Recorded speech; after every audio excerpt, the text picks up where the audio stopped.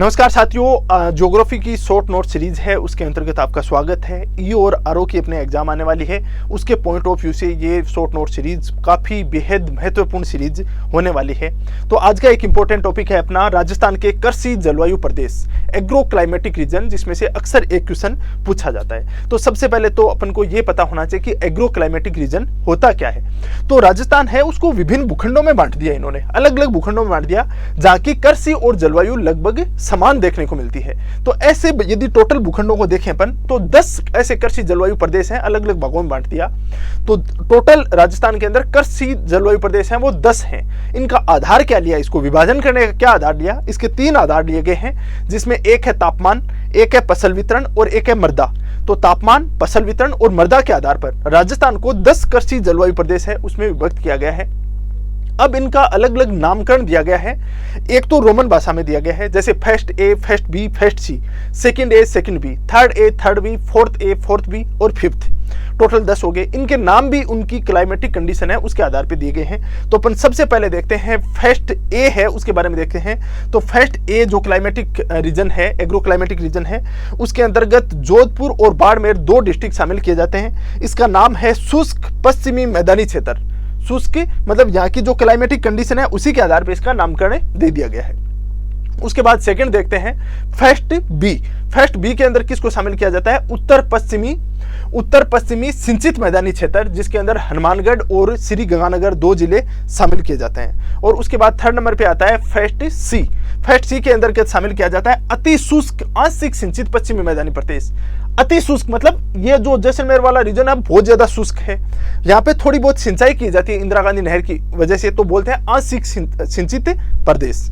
इसके अंदर कौन कौन से जिले शामिल होते हैं? चूरू होता है, बीकानेर होता है और जैसलमेर को इसमें शामिल किया जाता है। और ये 10 climatic reason, agro climatic reason है, उसमें से सबसे बड़ा एग्रो क्लाइमेटिक रीजन के नाम से भी जाना जाता है। उसके बाद अपन आते हैं सेकंड ए। सेकंड ए है उसका जो सेकंड ए का नाम क्या है? अंतःस्थलीय जो मध्यवर्ती मैदानी प्रदेश के नाम से जाना जाता है, जिसके अंदर झुंझुनू, सीकर और नागौर को शामिल किया जाता है। दोमट मिट्टी पाई जाती है इस वाले क्षेत्र के अंदर और इसका नाम है सेकंड ए।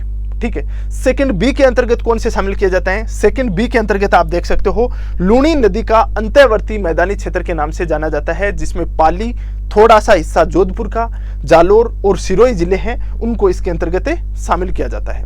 उसके बाद आता है थर्ड ए। थर्ड ए के अंतर्गत शामिल करेंगे अपन अर्ध शुष्क पूर्वी मैदानी क्षेत्र। अर्ध शुष्क पूर्वी मैदानी क्षेत्र में कौन से जिले शामिल होंगे?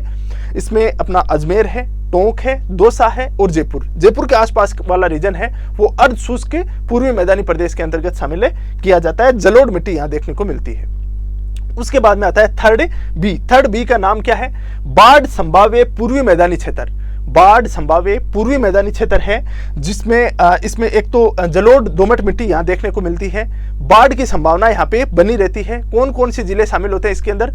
अलवर, भरतपुर, धौलपुर, स्वाईमाधोपुर वाला रीजन है, ये इसके अंतर्गत शामिल किया जाता है।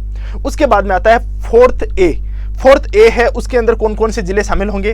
तो सबसे पहले ऊपर भीलवाड़ा है, राजसमंद है, चित्तौड़गढ़ है, उदयपुर का कुछ हिस्सा है और थोड़ा सा हिस्सा सिरोही का भी इसमें शामिल किया जाता है। इसका नाम है अर्ध आर्द्र दक्षिणी मैदानी क्षेत्र।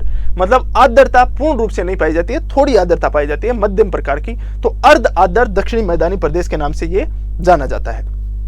आगे अपन देखें फोर्थ बी के अंतर्गत, तो फोर्थ बी है उसका नाम है आर्द्र दक्षिणी मैदानी क्षेत्र। आर्द्र दक्षिणी मैदानी क्षेत्र है, उसके अंदर डूंगरपुर और बांसवाड़ा 2 जिलों को शामिल किया जाता है। थोड़ा सा हिस्सा उदयपुर का इसमें शामिल किया जाता है।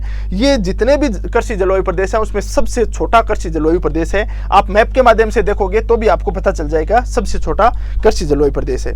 ठीक है। उसके बाद में अंतिम आता है अपना फिफ्थ का नाम क्या है?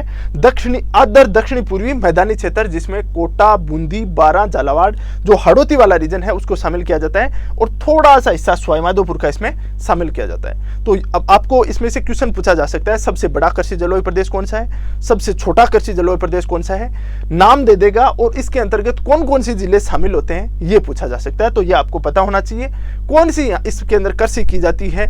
तो ये अब जैसे बाजरा की कृषि है वो हड़ौती रीजन में तो नहीं की जाएगी, या ये डूंगरपुर बांसवाड़ा में तो नहीं की जाएगी, या मक्का की खेती है वो चूरू में थोड़ी की जाएगी। तो उस हिसाब से जो फसल प्रतिरूप है वो अपन इसके आधार पे अपन उसमें विभाजित कर सकते हैं। तो ये एग्जाम के पॉइंट ऑफ व्यू से काफ़ी इंपॉर्टेंट है। आई होप कि आपको अच्छा लगा होगा, और ऐसे और छोटे छोटे वीडियो हैं जो ईओ और आरओ के एग्जाम में इंपॉर्टेंट है वो लेके आएंगे। Thank you very much.